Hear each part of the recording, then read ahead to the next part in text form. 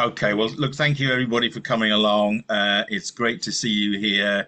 I know today's topic is of great interest to many of us. We will be expecting more people to come in, but I think we should make a start. So let me introduce Michael Pollock, who's the Chief Executive of StreetLife, who is talking about the irreplaceable value of face-to-face data collection. And I'm sure we're all sort of conscious at the moment of the moves away from human involvement in market research and the issues that gives on many levels. Michael is going to give us a presentation and then we'll answer questions. He can't see everybody during the course of giving the presentation, so please keep any questions or comments for later. By all means, use the chat if you want to interact with each other. But Michael won't see that either. So again, if you've got really interesting points to make, please make them when we do the Q&A at the end of the session. But anyway, no more from me for now. Let's introduce you to our guest, Michael Pollock, who I'm sure has a fascinating presentation for us to see. Michael. Thank you, Michael. There's a lot of Michaels, as we've just been discussing. So good afternoon, everyone. Thanks for joining us today. I really appreciate your time over lunch. So I think I'm starting with that question that makes us all feel a little bit uncomfortable within the research industry, especially from a face-to-face research company. You know, we're in a world that's racing towards artificial data. What's the real cost of losing human connection? It's a question that's become increasingly relevant as we've watched the market research industry, particularly transform for me anyway over the last 5 years, but it's been going on you know, for the last 20 or 30 years anyway. Today I want to share with you a little bit about what StreetLife believes, that face-to-face research isn't just about surviving, it's about becoming more valuable within the research industry. So a little bit about, very quickly, about StreetLife before I dive into the presentation. StreetLife has been an independent research fieldwork provider for almost 15 years. I've actually been in the research business far longer than that. I started in the research business a long time ago. We are a very niche face-to-face quantitative research data collection company, and we work across lots and lots of venues, and we have our own venues in London and Manchester. So I've got to stress, we're not a qualitative provider. We're predominantly working in the quant world. We work across, you know, leading brands across the world. We work predominantly for independent agencies across multiple sectors, and you know, we really understand what it means to provide quality face-to-face research. We're not generalists at all. We don't try and provide all kinds of data collection. We're very specialist. I just want to stress that, you know, about doing research and doing it right. Yeah, so diving in, you know, face-to-face, how has quant face-to-face transformed in the last 5 years, in particular since around about 2020? You know, it looks very different to us. We had a fairly low tech adoption, you know, maybe the occasional tablet response campaign where we used tablets. The respondents we had sort of modest expectations of what it would, how we would interact with them. Turnaround times were quick. They always wanted to be quick, but they weren't lightning fast. And then we sort of fast forward to now, where we are now, within the face-to-face world. You know, it's 100% tablet or laptop adoption. We have geolocation enabled on every device. The expectation of respondents is far higher and far more costly. From that perspective, people, don't want a pen to do research anymore. They expect to be rewarded for their time. They expect us to be extremely professional, efficient, um, and our interviewers, or that we have, they've had to really change the way that they adopt the digital skills. They're not, you know, they have to be able to use the technology. Um, I think the final one on there, though, is where I have where my main concern is, that back in 2020, we still had pockets of research that had researchers, that had, a lot of face-to-face expertise. Today, I come across a lot of agencies with far fewer researchers that have ever been exposed to any face-to-face research at all. And there's a generation coming through with no experience whatsoever of face-to-face. And why has this happened? Well, the global pandemic obviously had a lot to do with how we moved very, very quickly to more digital and remote approaches to data collection. Cost pressures, well, we all know about how they've intensified and pushing us all to be more efficient in what we do. Data quality concerns have always been there, but they've grown and grown. And now we're seeing the emergence of the synthetic data that is supposedly, a viable alternative. And each of these has been really significant and have really fundamentally reshaped how I think the industry looks on data collection.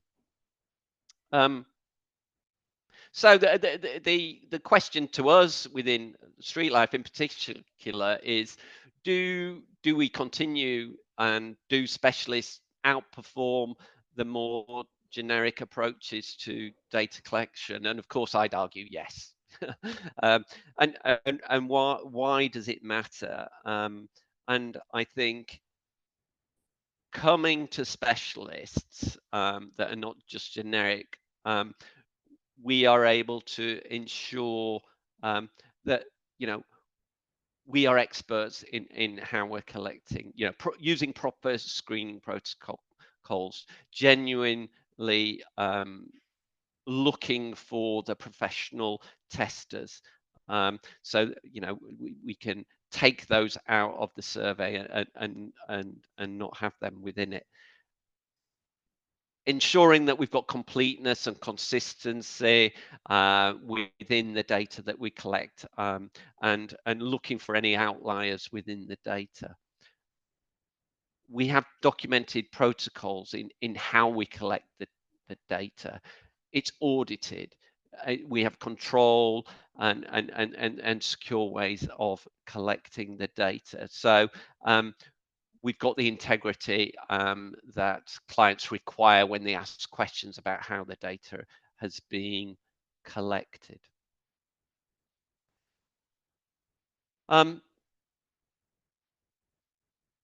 It's important to understand, I think, though, that whilst we still have the skills, we have started to adopt technology far more within face-to-face, and I don't see it as the enemy within our face-to-face area in particular. We've used it as an enabler, really.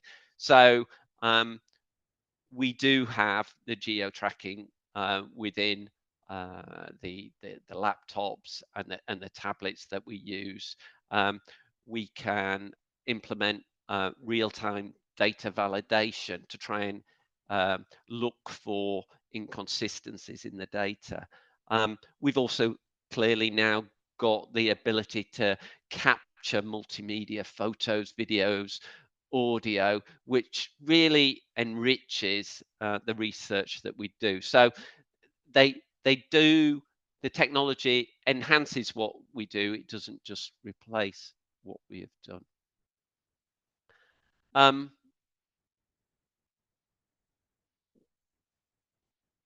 when we've integrated digital tools, um, there are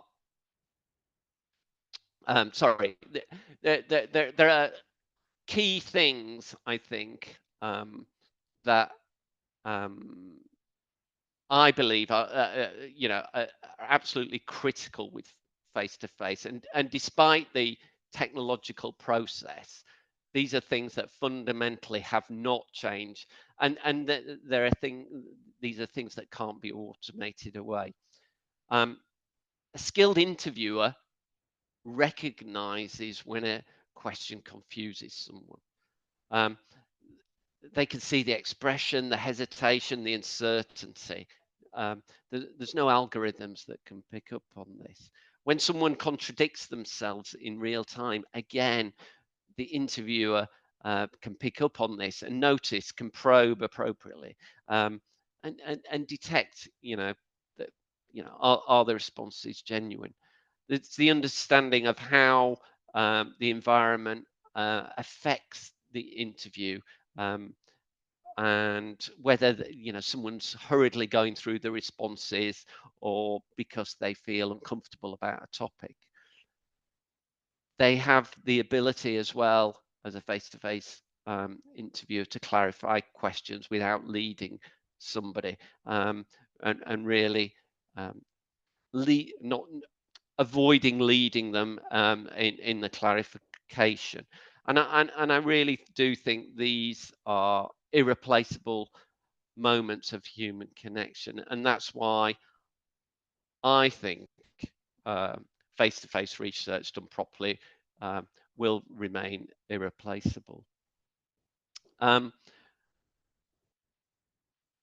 the integration of digital tools, and how we get better um, data has evolved now, and and we've overcome en, you know engagement and challenges that online panels just simply can't do. We can reach the hard to reach demographics. Um, we achieve face-to-face response rates that online research can only really dream about. We deliver verified data authenticity by trained interviewers. Um, and in an AI world, I think these this approach remains really vital. Um, I don't think that in our area we're really competing with AI.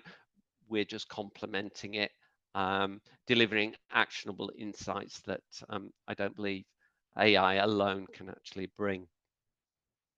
Um,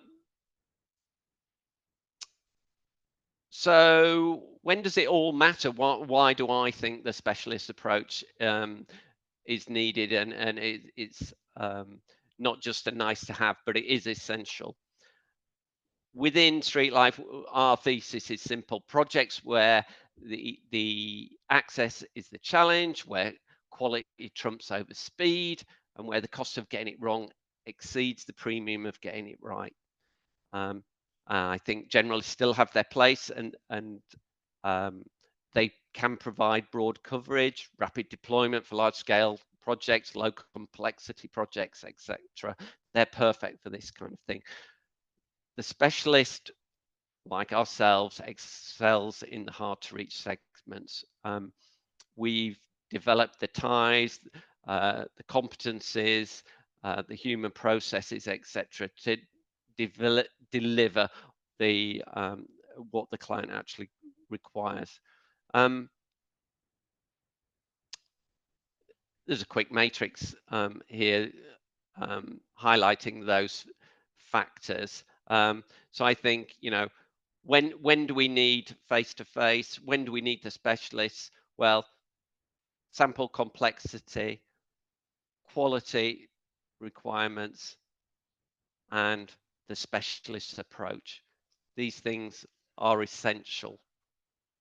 And just to bring that to light, I'm no expert on online and phone service, but I like to think, what we see at StreetLife, where we've got the response completeness at StreetLife, it's 95% plus.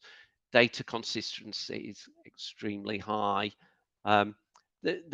Obviously, with verbatims, we can probe and develop rich verbatim responses, whereas those other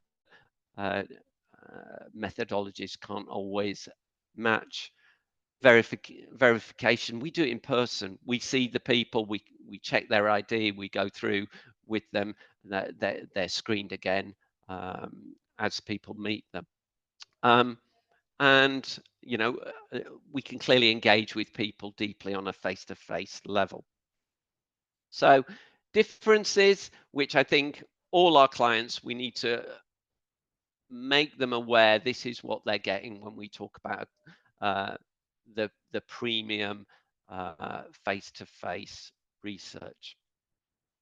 So coming on to synthetic data, and again, I say I'm no expert in synthetic data. I don't use synthetic data. We don't get involved. But from what I'm hearing, it's highly impressive, and it's as I was saying, it's clearly sexy to the clients, and it's very cost effective. As we know, though, it has its limitations. So it can mimic real-time data closely, but it can only reflect existing trends and patterns. It can't generate the true new insights. It's trained on the average behavior and aggregated on past behavior, so it misses any quirks, emerging trends, any outliers in what we do. And I think it really lacks the unanticipated insights. It sort of answers the questions we already know about, but it can't uncover the unknown like human behavior. I think what I believe anyway, the 5 irreplaceable elements that I think it can't replace are the unexpected insights, the surprise, the things that we weren't looking for, the unspoken truths, what people do versus what they say, their body language when they tell you they definitely would buy it when clearly it's something they wouldn't actually buy. The feeling behind the answer, how they answer it, not just what they answer, the enthusiasm, the hesitation, the resignation, the probing, the following up on the questions, going deeper when something interesting emerges, and we can actually probe on that. And creating the safety of the situation where they can feel like they can share the truths, the uncomfortable truths, getting permission to be honest about topics that perhaps people wouldn't discuss online openly. I think these things sort of underlie why real human research will continue to have its place. However, having said all that, I'm not saying that synthetic data doesn't have a value. I'm just saying it's going to be probably an integration of it, and an integration with other methodologies and synthetic data. So they can do via AI generated respondents, predictive modeling. They have high scalability to explore different scenarios, and that's really powerful. We as a face-to-face channel can bring the emotional intelligence, the nuances, contextual understanding, real-time adaptability. And I think, not losing sight that actually, that a blended approach, you're going to be bringing the very best to your clients and understanding that, and them not to dismiss face-to-face immediately, should be what well, I'm hoping that researchers such as yourselves can really bring to the table with clients, and them not to dismiss it as an expensive alternative. So I think the question to me isn't simply synthetic or human or online data. It's synthetic and human where appropriate, um, in, in the research programs that you're looking at. I'm conscious of time. Just want to wrap up, and leave you with this slide.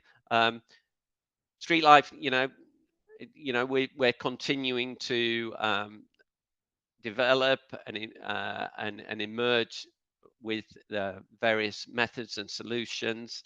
We continue to be committed to the quality, and we will, I think, continue to be in that niche category that is still required through projects as a specialist quantitative face-to-face supplier. So I think we believe face-to-face research done properly is still going to be there as a methodology. I was told many years ago it'd never be there, and just like telephone as well. I still think and believe passionately that it is an essential methodology, and we need to keep telling our clients how it can add value to their projects. So thank you. I hope that's raised some questions in your head, and you get an understanding of where we're coming from as a business. And I don't know whether there's any questions out there, Michael. I can't see anything. But no, thank you for your time. Yeah, thank you, Michael. On behalf of us all, I'm sure, I think if you close down the presentation, we'll then get the full screen. So if anybody has any comments or any questions, please just raise your hand, either sort of electronically or by waving at me, and we'll go from there. Just while people are just having a little think about that for a moment, Michael, I think that the one of the challenges that people are facing in response to the kind of arguments that you're putting is, all right, you've told us what is difficult about the electronic solution. Now give me an electronic solution that deals with these difficulties, because it's so much cheaper and so much quicker. Is that do you come across that argument, and how do you deal with it if you do? I think we're somewhat down the line, Michael, and this is where, because we deal with it via researchers, so we're kind of like the secondary body. It's the researchers like yourselves that are having these conversations with clients, and you will, I'm sure, with many, as I was saying, that the fundamental problem is, I think, some of the solutions that are being put forward to the brands, and I'll call them brands or logos, by researchers, they always fall back on what they know. So they know online research, they know, how to get to synthetic data, but they don't know what the value is of face-to-face research and what that can bring. And therefore, I'm not even sure how often that is put forward as the right solution. And they see they may not even put a cost in for it. They may only put a cost in. Oh, we're going to do. We know what the budget is, so therefore, we're going to keep this cheap. They don't always present the very best solution to the research problem, but because we're somewhat, we're not brought into that conversation as much That's anymore. perfectly fair enough. Does anybody else have any questions? Yeah, Mike Brown has come up with, can you give a couple of examples of recent projects you've worked on? Actually, I can't read down beyond that, Mike. So perhaps you just want to put your question, if you're there, just want to speak it for us. Yeah. Hi, Michael. Hello. Hi. Yeah. So just because you didn't really touch on any sort of real life use cases, so I wondered if you could sort of look back perhaps over the summer or something you worked on recently, particularly around, I mean, not necessarily like the research outcomes, but what sort of scale? Are you talking like 50 interviews, 500 interviews, 1,000 interviews? The speed of turnaround of those projects, and perhaps the interview length as well, because one of the, Yeah, having worked in the industry many years, keeping people engaged is hard work in the field, whether you're telephone or face to face. So could yeah, you give maybe a couple of examples of things you worked on yeah, where yeah. you've been chosen rather than perhaps another route? Yeah. Again, we don't know. Um, I can talk specifically about the types of project and scale. Um, Often depends. Again, scale. We will work on projects from 100 respondents to 800 respondents. So that will typically be the scale. It would be anything in between that. Um, so there are people out there that are still asking for, quant samples, and they'll be looking for quite often. One of the most challenging things still on face to face is how many quotas within a quant sample people want.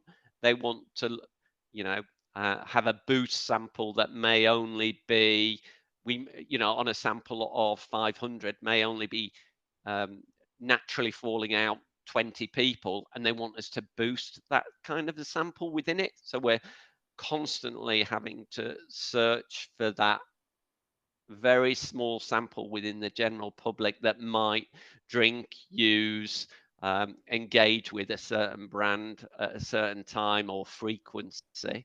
Um, Length of survey, um, we tend to do either hall surveys or in-home placements. So in-hall surveys, these days, one of the things I didn't mention that has happened during as a result of COVID, off-street halls are very, very rare now. So we do have Central Manchester Hall, for instance. We don't, or it's very, very rare now that we will put interviewers in the street picking up respondents that are of a certain category to come into the hall.